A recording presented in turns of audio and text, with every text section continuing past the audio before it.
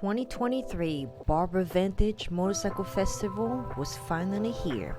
I was pretty excited to go support one of my coaches from the school. Scott was gonna race there. The last time I was at Barber was 12 years ago when my late husband Chris Carr was still racing AHRMA.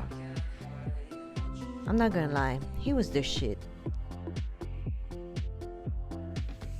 This was gonna bring back some fun memories.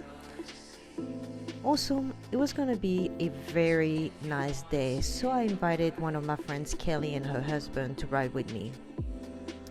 And it was gonna take us about 3 hours to get to Barber from where we live, and since Kelly and I live at somewhat opposite ends, it was easier for us to meet somewhere halfway, like Bremen, Georgia, to have breakfast at a Waffle House and then ride the next hour and a half together to Barber.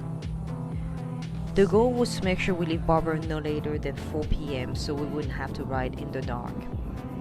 Well, I got to Waffle House, but I was 30 minutes late because I was lollygagging with my gear and took too many scenic routes. Then we also had to wait to be seated to eat, so that took another hour.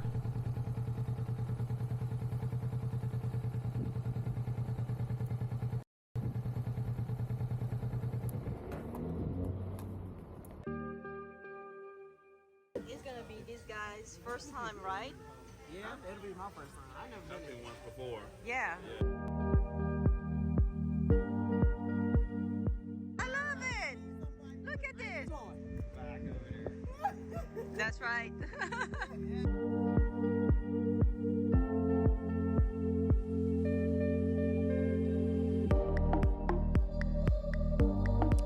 The festival was awesome. There were so many different motorcycles, from old to new, from cruisers to sports. There were also so many different manufacturers there with their demo bikes. I was actually looking forward to sitting on one of the newer Triumph 400 called the Speed 400, but unfortunately no demos there.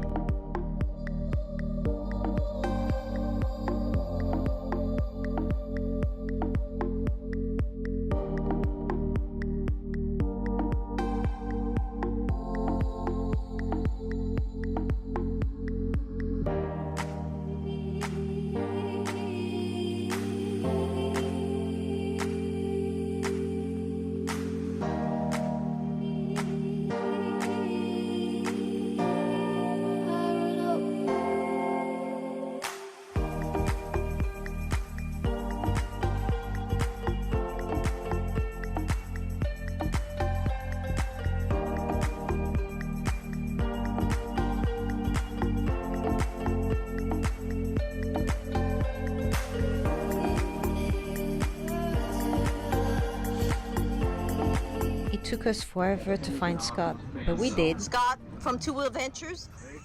So he's fixing it so that he can win tomorrow. No, I can't. Yes, you can. Don't say you can't. Even though we missed Scott's race, I was still able to charge up my phone long enough to get 25% so I can get home and use it as my GPS. Next thing I know, it's already 5 o'clock, which means that I was gonna be riding back home by myself in the dark, and I was getting nervous.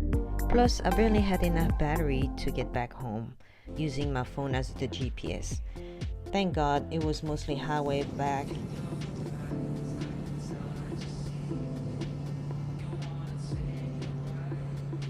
But still, at some point it was just me and my headlight, riding in the dark, trying to find my way back home.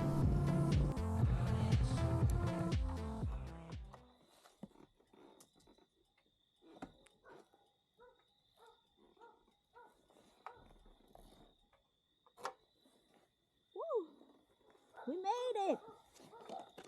Ah, I hate riding in the dark. I can't see anything. I made it! Bye! My butt hurts. Okay.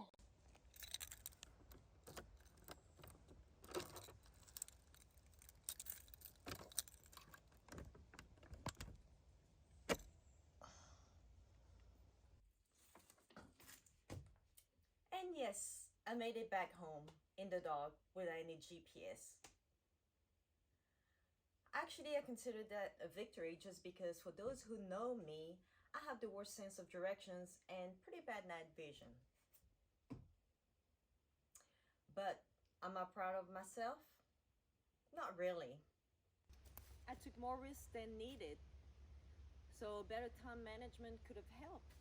Like for instance, getting to the festival on time as scheduled would have made a difference.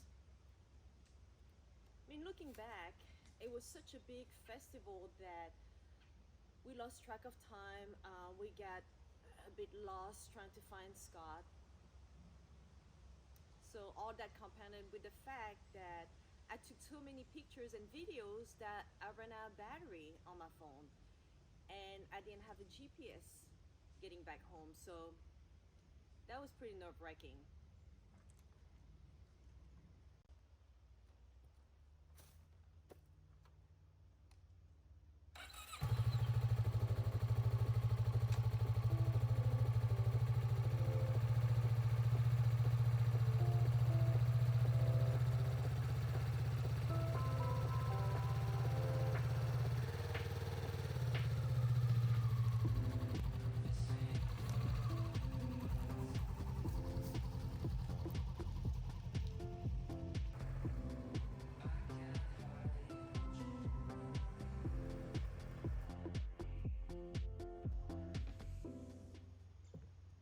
But something I think I did right was actually wearing the right gear last night.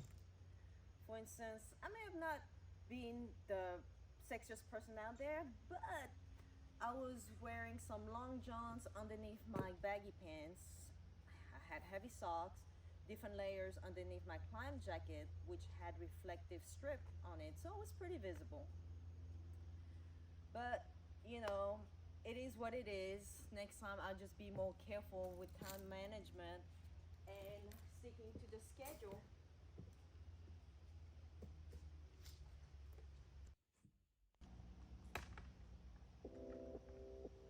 Until then, guys, thank you for watching this video. Enjoy the ride and be safe.